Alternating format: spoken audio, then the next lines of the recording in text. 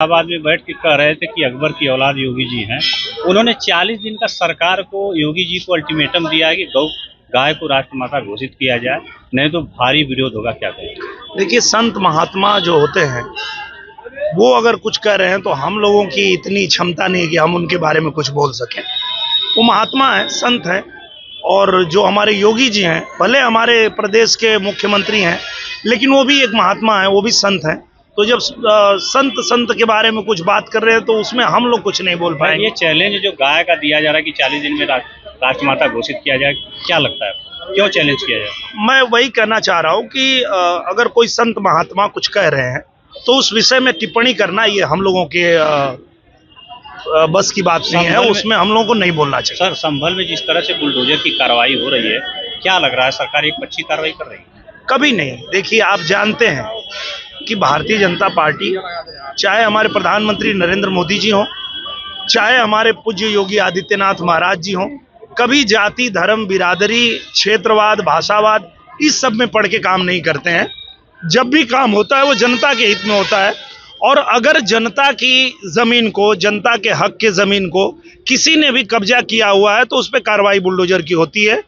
बाकी एक तरफा कार्रवाई कभी भी नहीं होती है। आप ये जान के रखिए, जब कभी आप जाएंगे महाराज जी के यहाँ पे तो आप देखेंगे कि जिस तरह से हमारे हिंदू उनके यहाँ दरबार में पहुंचते हैं, वैसे ही मुसलमान भी पहुंचते हैं।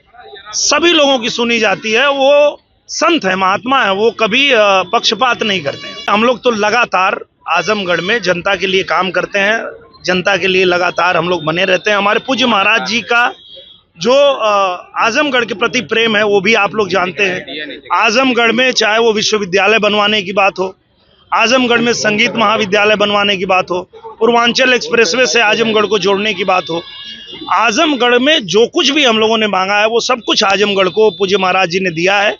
और आजमगढ़ को भी पता है कि जिस तरह प्रधानमंत्री जी और मुख्यमंत्री जी आजमगढ़ को लगातार आगे बढ़ा रहे हैं, तो आने वाले समय में आजमगढ़ में भी कमल खिलेगा। क्योंकि जब कमल खिला था तो आप लोग जानते हैं 15 महीने में ही आजमगढ़ को हम लोगों ने किस तरह से चमकाया था। आगे भी तेजी से विकास हो, इसके लिए यहाँ कमल खिलाना है। SIR को लेकर लगातार विरोध हो रहा है। अभी आज ही सपा के सारे विधायक डीएम से मिले, उनका कहना है कि नाम बड़ी संख्या में लोगों को काटे जा रहे हैं। जो फर्जी नाम है वो काटना ही पड़ेगा। और आप ये जानिए कि सिर्फ आजमगढ़ में नहीं, पूरे देश में SIR चल रहा है। और हम लोग जहाँ भी ये जानकारी ले रहे हैं तो यही पता चल रहा है कि किसी के घर में 4 बेटा है और 6 लोगों का नाम चल रहा है।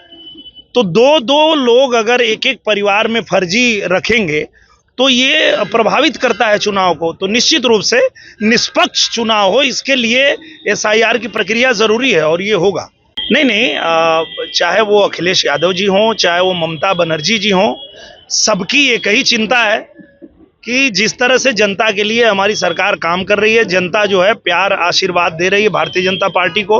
हम लोग महाराष्ट्र भी जीत लिए, हम लोग बिहार भी जीत लिए, अब हम लोग बंगाल भी जीतेंगे, उसके बाद आके उत्तर प्रदेश भी जीतेंगे। तो ये उनकी चिंता है, असली चिंता वो नहीं बता रहे हैं।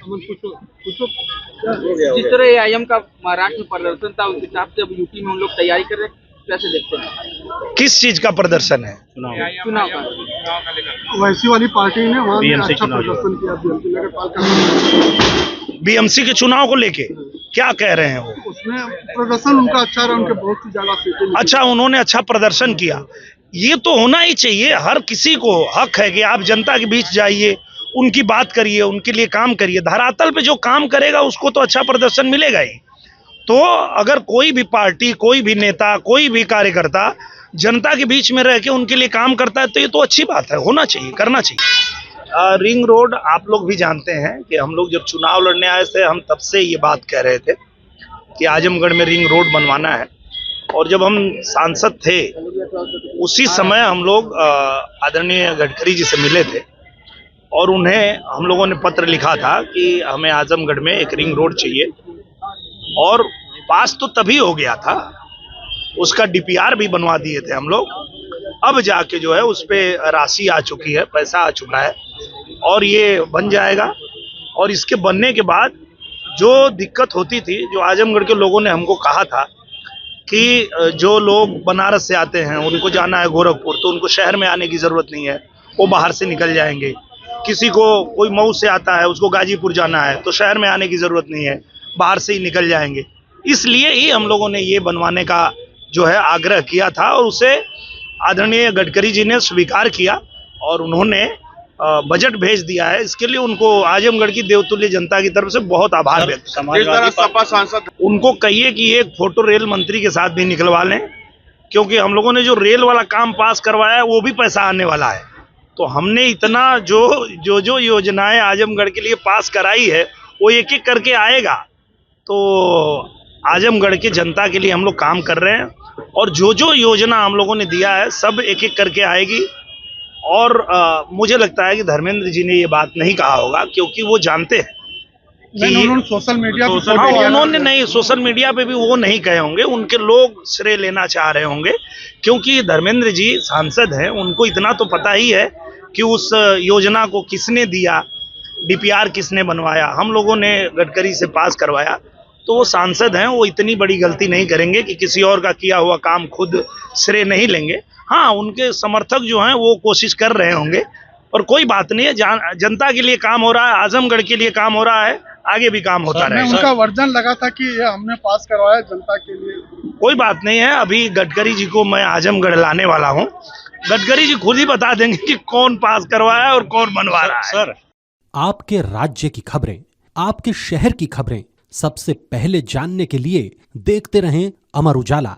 चैनल को सब्सक्राइब जरूर कर लें और पाएं हर अपडेट।